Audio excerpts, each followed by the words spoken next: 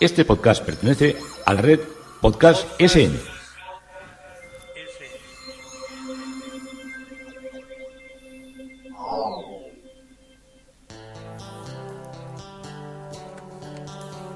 Historia con sentido. Un podcast realizado y presentado por Juan Carlos González.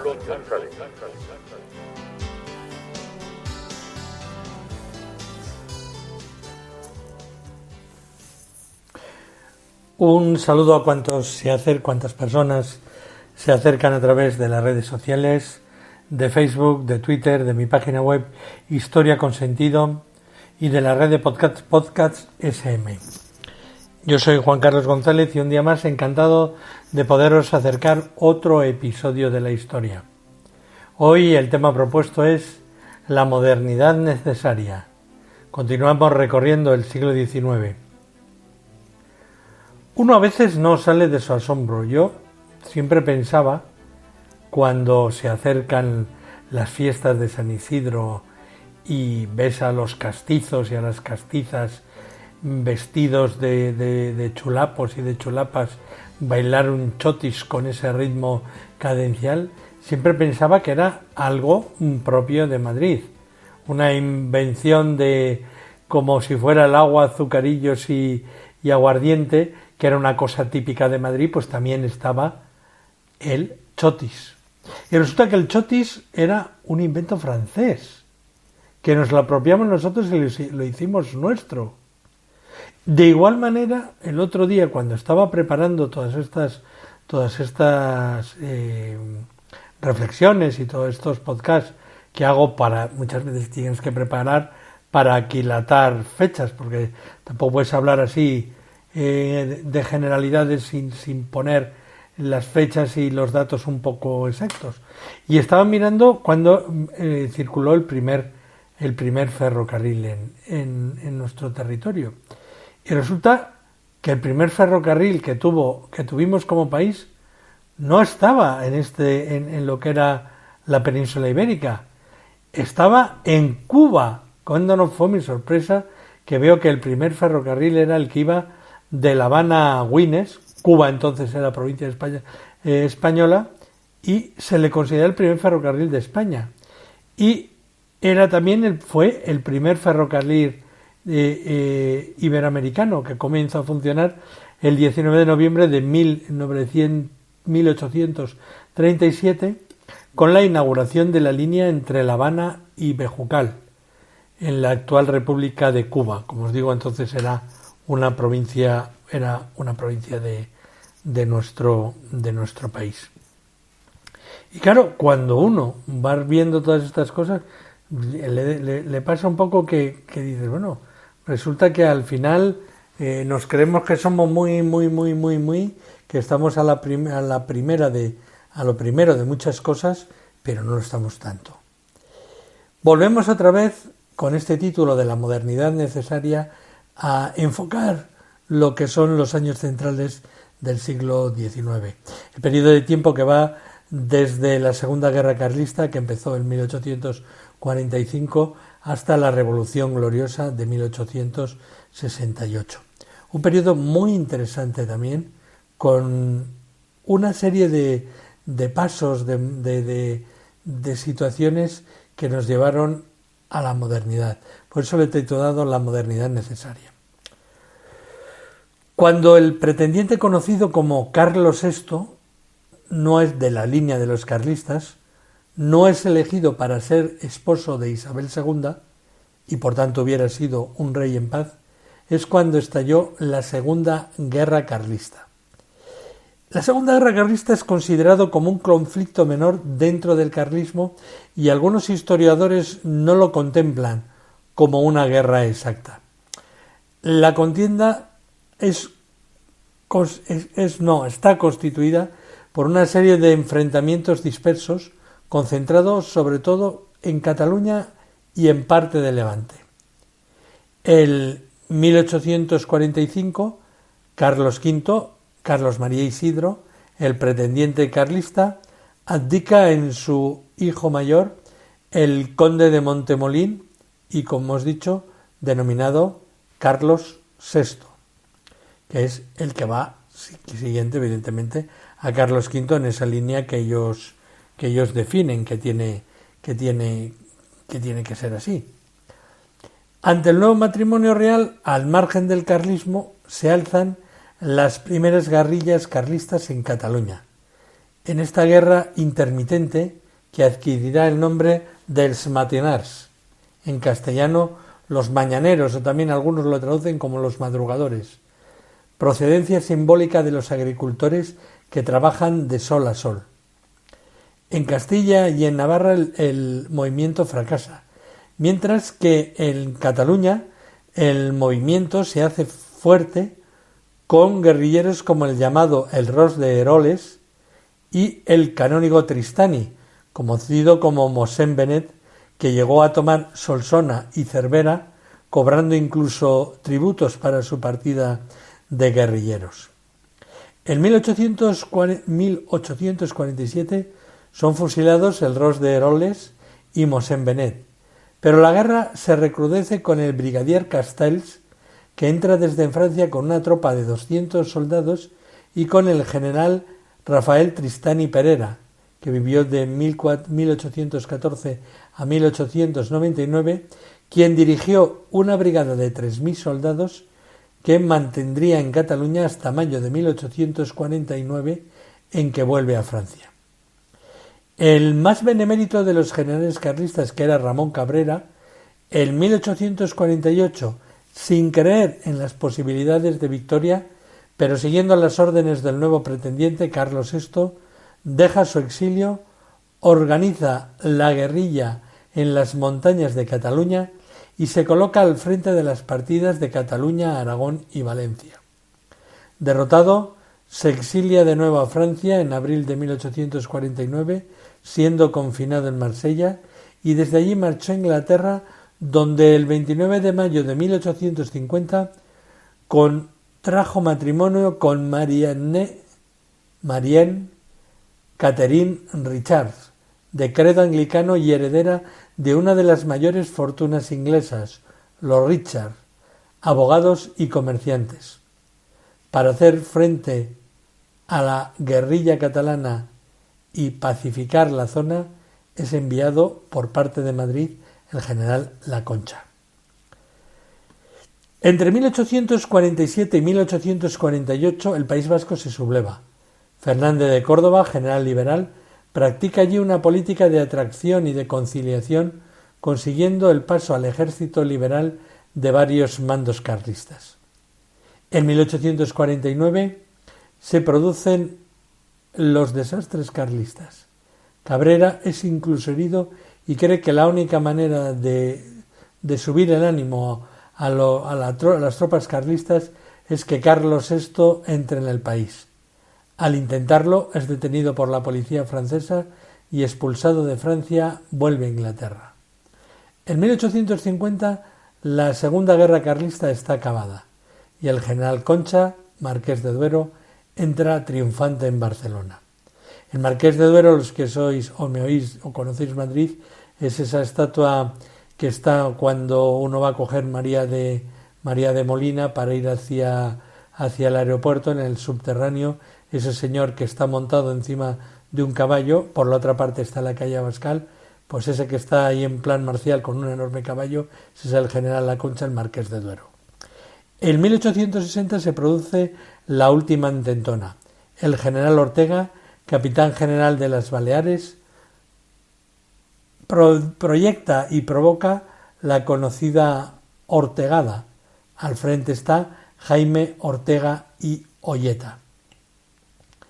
Ortega, con el apoyo expreso del cardenal y arzobispo de Toledo, Cirilo Alameda y Brea, del pretendiente Carlos de Luis de Borbón y su hermano Fernando de Borbón, juntamente con algunos militares y altos funcionarios, embarcó 3.000 hombres a los que engañó con la afirmación de que el levantamiento en toda la península sería algo claro.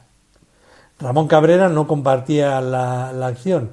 Esta vez eran, según él, militares y no carlistas los que estaban detrás de la asonada. La expedición desembarcó en La Ampola y en San Carlos de la Rápida, en Tarragona, Cataluña, el 2 de abril de 1860. Ya la tropa quiso amotinarse en las naves, pero al llegar desertaron muchos y los oficiales vieron que del levantamiento nacional nada de nada. La gran mayoría se entregaron a los cuarteles relatando cómo habían sido engañados. Tras la huida, el general Ortega es capturado cerca de Calanda y fusilado el 17 de abril por alta traición. El pretendiente Carlos y su hermano Fernando fueron también apresados por la Guardia Civil el día 21 de abril, pero fueron amnistiados después por el gobierno a cambio de que ambos firmasen su renuncia al trono de España y sus derechos dinásticos, cosa que hicieron, siendo puestos ambos en la frontera francesa. Tras tomar la libertad y retomar en ella, se dirigieron a Trieste, hoy Italia, entonces Austria, y el 15 de junio de 1860 declaraban nulas todas las abdicaciones realizadas mientras estaban detenidos. Pero su hermano Juan de Borbón y Braganza, que vivió entre 1822 y 1887, las consideró válidas y asumió él mismo los derechos del trono. La muerte de Carlos IV en Trieste en enero de 1861 y poco después de Fernando y de la viuda del pretendiente don Carlos, dejó a don Juan como heredero de la dinastía carlista, con el nombre de Juan III. Pero todo cambia porque Juan III es un convencido liberal al cual nos lo encontraremos en el entorno de la Tercera Guerra Carlista, cuando el que se levanta es su hijo, que será Carlos VII. Es el momento, como hemos empezado a relataros en este podcast, en el que se produce ya una estabilidad por lo menos económica, aunque vamos a ver que hay mucha variedad política, pero el país está ya mirando al frente y está con ganas de crear y con ganas de modernizarse. Podríamos decir que la prosperidad económica se vio de una manera clara en el gobierno de la Unión Liberal, a la vez que se produce en Madrid, por ejemplo, el ensanche, con el primer plan Moyano que está impulsado en 1857 por el gobierno moderado, que introdujo las ideas, parte de ellas, del bienio progresista. Habíamos dejado la historia de los gobiernos en 1846 con la partida de Narváez. El presidente del Consejo de Ministros era, como dijimos, es Francisco Javier de Istúriz. Y en su mandato tuvo lugar la boda de Isabel II y una amnistía parcial que facilitó que los progresistas retornasen al juego político. Desde el 27 de enero al 28 de marzo de 1847 preside el Consejo de Ministros Carlos Martínez de Irujo y Maquín. Presidió el gabinete de tendencia conciliadora, pero fue derrocado por la oposición del general Serrano, que entonces era amante de la reina. Desde el 28 de marzo al 31 de agosto de 1847 preside el Consejo de Ministros Joaquín Francisco Pacheco, que vive de 1808 a 1865 y de cuyo gabinete solo destacó en esos 5 meses la animadversión que el rey tenía por ellos y las incomprensiones de la Cámara. Una de las cuestiones que más provocaron la llegada de la modernidad fue la implicación económica de diversos sectores y la consecución a nivel internacional de fondos para poder, de alguna manera ya muy clara, costear todo lo que eran las instalaciones nuevas, las nuevas líneas de ferrocarril que se iban planteando.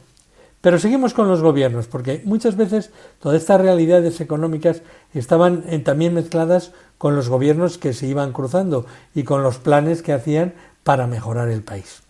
El 4 de octubre de 1847 fue nombrado de nuevo presidente de gobierno Narváez, quien designó como mano derecha y ministro de Fomento al conservador Juan Bravo Murillo.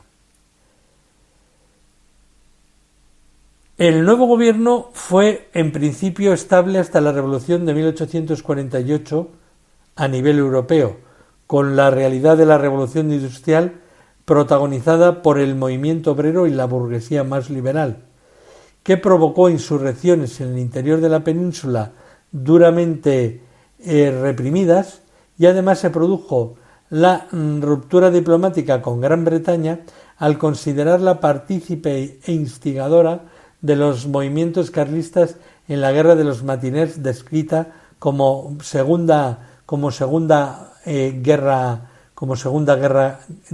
guerra carlista.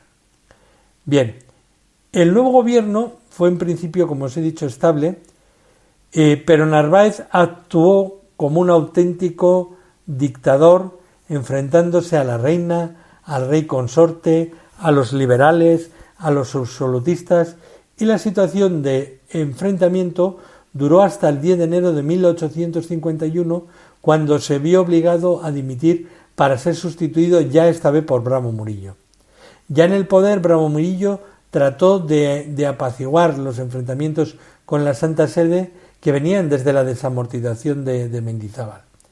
En diciembre de 1851 se lleva a cabo en Francia el golpe de Luis Bonaparte, Napoleón III, que fue el único presidente de la República Francesa desde 1848 a 1852 y posteriormente emperador de los franceses desde 1852 a 1870 bajo el nombre de Napoleón III, siendo el último monarca de Francia. Esta situación tuvo una clara repercusión en nuestras instituciones. Bravo Murillo suspendió las Cortes y las clausuró un año, y con las Cortes cerradas el gobierno, mediante decretos, gobernó e intentó implantar un sistema político que otorgase más derechos a la corona. Esta reforma causa una reacción política y en mayo de 1852 se redacta un escrito a la reina para que se abran las Cortes con un nuevo presidente del Parlamento, un liberal que ya conocimos, Francisco Martínez de la Rosa. Bravo Murillo, todavía presidente, está en contra, así que disuelve las Cortes y redacta un proyecto constitucional en 1852, de corte absolutista, para eliminar el carácter liberal que a su juicio tenía la Constitución de 1845. Pero este proyecto en principio no consiguió apoyos. Ante el rechazo, Bravo Murillo dimite. Estos acontecimientos políticos desembocan en pronunciamientos armados.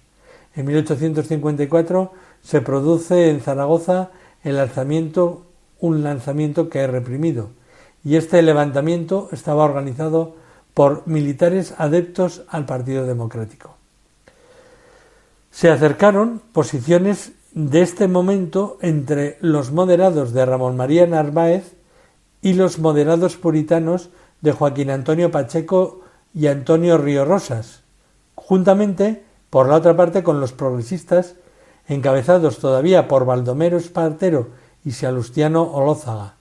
Estos dos frentes contaron con el general O'Donnell y con los generales progresistas Antonio Dulce y Antonio Ros de Olano.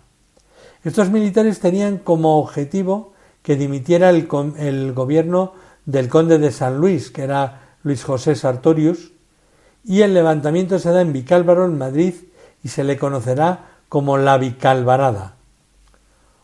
O'Donnell, Dulce, no logran mucho éxito al principio, pero las cosas cambian cuando el general Serrano, Francisco Serrano y Domínguez, que vive de 1810 a 1885, se suma al golpe en Manzanares, Ciudad Real. Juntos protagonizaron el manuscrito de Manzanares, manifiesto de Manzanares, mejor dicho, del 7 de julio de 1854, redactado por un personaje que aparecerá más tarde en toda nuestra historia, que es Antonio Cánovas del Castillo, que vivió de 1828 a 1897.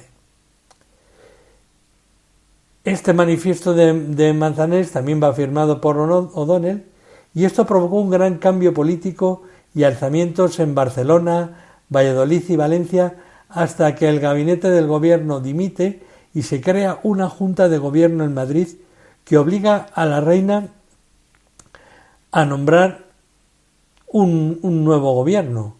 Y la sorpresa es mayúscula cuando la reina nombra como primer ministro a Espartero y como ministro de la guerra a O'Donnell. Con ello se instala el bienio progresista. El 28 de julio de 1854 entraron en Madrid Espartero y O'Donnell, aclamados como héroes por la multitud. No fue fácil la convivencia luego entre ambos, ya que el segundo trataba de contrarrestar las prácticas liberales progresistas de Espartero en cuanto a su posición sobre la Iglesia y la desamortización. El antiguo regente Espartero buscaba un camino hacia el liberalismo en España muy influido por su experiencia europea. La obra legislativa principal del bienio son las reformas económicas y el ferrocarril, y una nueva ley desamortizadora, la que se vendría a denominar desamortización de Madoz. El ministro de Hacienda, que es Pascual Madoz, realiza una nueva desamortización con fecha de 3 de mayo de 1855. Se trata de una ley mucho más amplia que la anterior y afectará también a bienes municipales inmovilizados. Se declaraban en venta todas las propiedades principales comunales de los ayuntamientos, del Estado, de las 5 órdenes militares, la Orden Militar de Santiago, la de Alcántara, la de Calatrava, la de Montesa y la de San Juan de Jerusalén, cofradías, obras pías, tierras del pretendiente carlista y de los comunales de los pueblos. Y en lo tocante a los ayuntamientos provocó una gran contrariedad, suspendiéndose la aplicación de la ley el 14 de octubre de 1856 y reanudándose 2 años después, el 2 de octubre de 1858, siendo O'Donnell presidente del Consejo de Ministros. La desamortización provocó un nuevo enfrentamiento con la Iglesia y la distancia entre O'Donnell y Espartero se hizo cada vez mayor. Volvieron los enfrentamientos, volvieron los ruidos de sables los días 14 y 15 de julio de 1856. Aquí ya prefirió retirarse Espartero y la reina se plegó a un nuevo político que empezaría a mandar con paso, como decía él, con paso firmísimo. Será el general O'Donnell. Volvemos al progreso que se está instalando en Madrid. Tenemos como ejemplo la evolución de Madrid, como os digo, la ciudad desborda las murallas, así al norte nacerán los barrios de Tetuán de las Victorias, hoy entre Tetuán y Plaza de Castilla, la zona de Reina Victoria, la zona de Raimundo Fernández Villaverde, estas zonas de corte muy castizo unos barrios y más burgués otros. Las calles de Joaquín Costa, de Francisco Silvela, del Doctor Esquerdo, las rondas previstas para ordenar el crecimiento al sur de la ciudad, y de esta época es la construcción de la estación de Mediodía o de Atocha en 1857. Se crean también zonas argentinadas en Argüelles, Moncloa y Cuatro Caminos, uniéndose al nuevo urbanismo.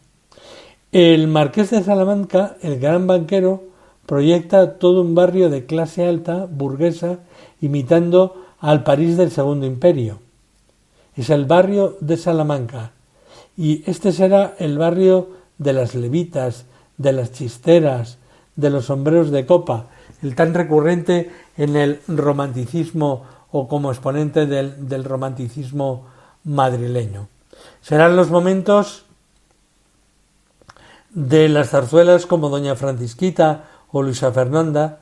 También se proyectarán grandes plazas y avenidas llenas de casas de estilo de estilo glorioso, neogótico o neomudéjar, se desarrollarán los grandes palacetes de la Castellana, los grandes salones de baile o de tertulias, numerosos cafés, plazas ajardinadas, lugares refinados de recreo. Todo esto va sucediéndose con una velocidad increíble.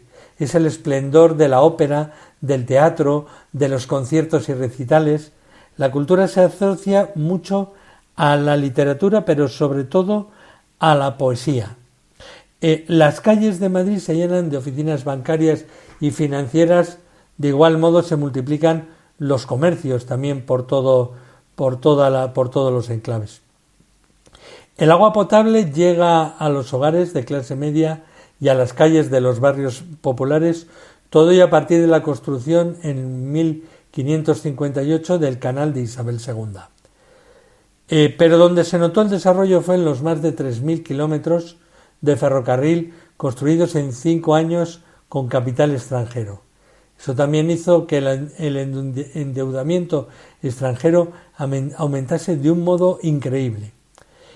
El norte peninsular terminó industrialmente anulando al sur, dado que las minas de carbón y de hierro se concentraron en la explotación de Asturias y del País Vasco, y el puerto de Bilbao recepcionó los primeros grandes hornos de fundición, revolucionando ya en plena revolución industrial y tecnológica toda esa idea que había venido de Gran Bretaña.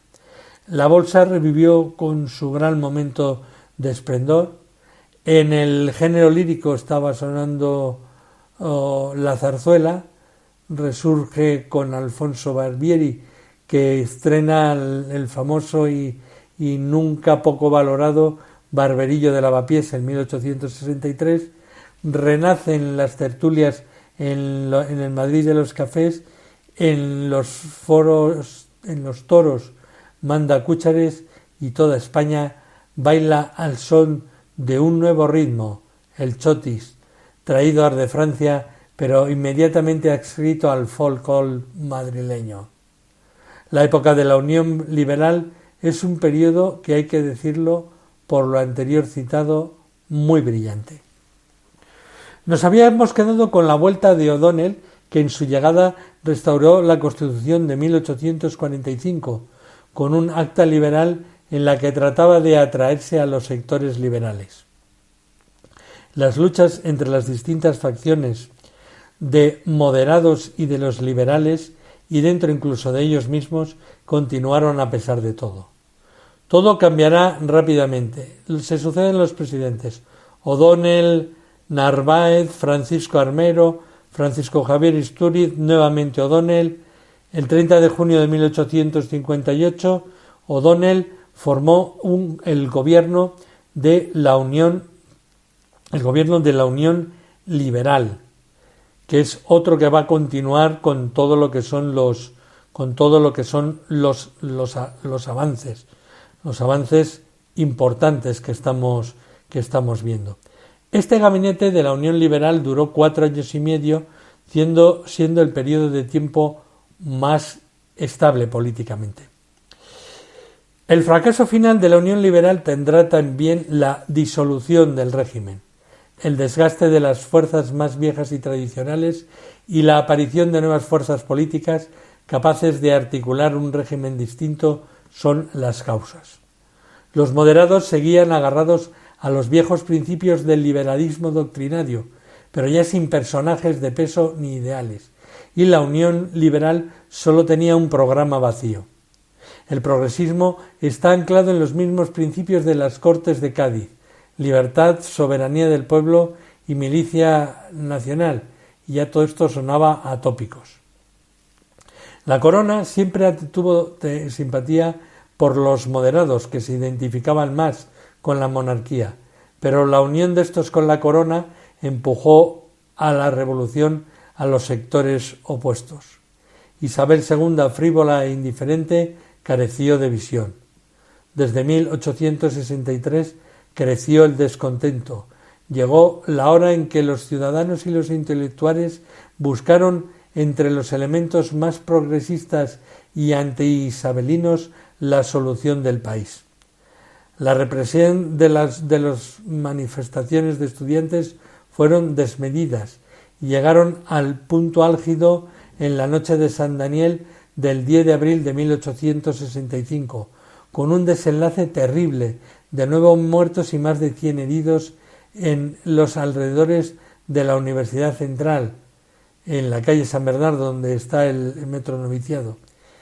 Universidad que había sustituido a la Complutense de Alcalá desde 1836 y que permanecerá en la calle San Bernardo hasta 1927, en que en tiempos de Príncipe de Rivera se construya ya finalmente la ciudad universitaria, cuyo embrión es lo que ahora llega a nuestros días como ciudad universitaria propiamente dicha. La represión de Narváez sobre los estudiantes causó una profunda conmoción. La universidad se cerró y algunos catedráticos fueron cesados. Y esto también provoca la caída de Narváez y vuelve O'Donnell. Siguieron sumándose los levantamientos, uno de ellos, de los más importantes, el de Villarejo de Salmanés, otro en Madrid, con raíz en Valladolid, y finalmente el día 22 de junio de 1863 tendría lugar la rebelión de los suboficiales del cuartel de San Gil, que era el antiguo cuartel de artillería de Moncloa. Los sueldos de la parte baja del escalafón militar eran bajísimos, no tenían ni zapatos, solo alpargatas. Aquellos sargentos y cabos tenían motivos más que sobrados para quejarse, pero no coordinaron su levantamiento con otros cuarteles y se quedaron solos. Los sargentos y cabos dispararon contra los oficiales y esta vez fue O'Donnell quien mandó bombardear el cuartel de San Gil. El asalto fue terrible, la lucha fue piso por piso, haciendo 1 millar de prisioneros, 200 muertos y al final solo quedaron 300 soldados que terminaron rindiéndose. Desde el palacio se hizo fusilar en un primer momento a 76 sargentos y soldados como castigo ejemplar.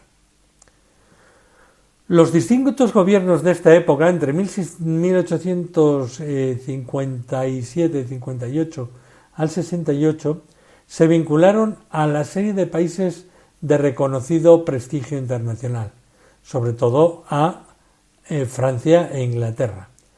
Nuestro país trataba de un modo romántico de recuperar el prestigio en América y no dudaba de aliarse o bien con Francia o bien con Inglaterra o a veces con los dos. Hay un hecho también destacable que es la expedición a la Conchinchina, Vietnam, que se produce entre 1858 y 1863, contribuyendo decisivamente a la conquista de Annam, Saigón y Hanoi, lo que favoreció más a nuestra aliada Francia, que se quedó con la colonia, a cambio de ayudarnos en la construcción del ferrocarril e hacer infraestructuras en la península. En 1861 tiene lugar nuestra participación en la guerra una guerra en México. Prim desembarca para apoyar las políticas de Napoleón III y el mismo Prim escribe inmediatamente al emperador francés y a la reina Isabel advirtiéndose que de una situación ajena a los intereses de España e Inglaterra. Francia con esto quedará sola, empecinada en llevar a cabo una fracasada política colonial que la salda con la derrota francesa y el fusilamiento del emperador Maximiliano. También son los años entre 1861 y 1865 del intento de recuperación de la soberanía de Santo Domingo, que se separa de Haití de dominio anglo-francés.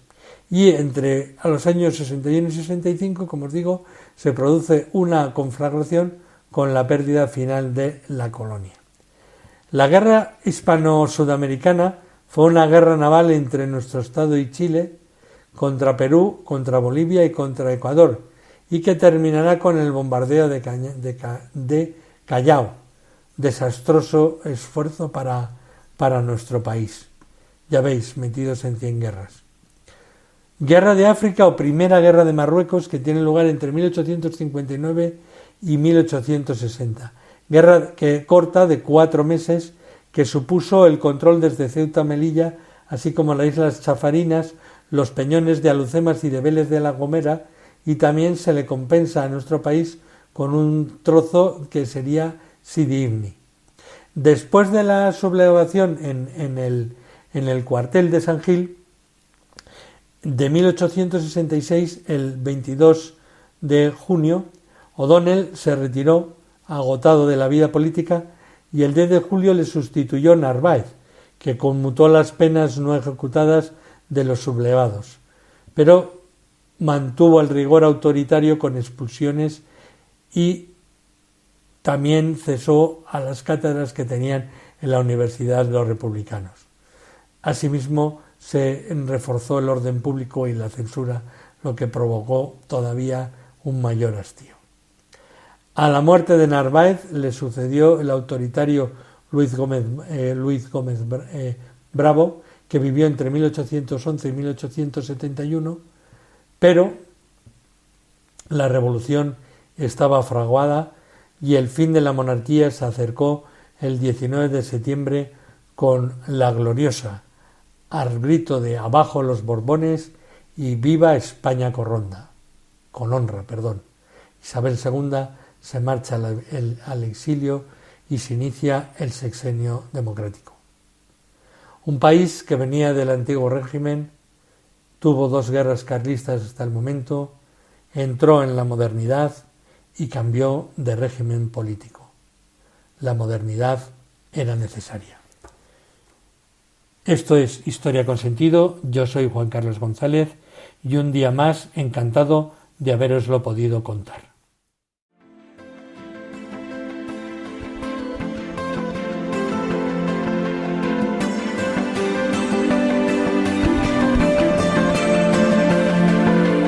Hasta aquí un episodio más de Historia con Sentido.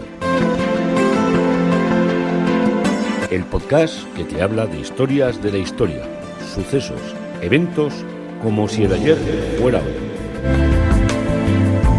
Síguenos a través de iTunes, Spreaker o iVoox. Contacta con nosotros por correo electrónico escribiendo a podcast@historiaconsentido.com. Nuestra web www.historiaconsentido.com. Y en Twitter nos encontrarás como @historiasentido. Este podcast pertenece a la red Podcast SMM.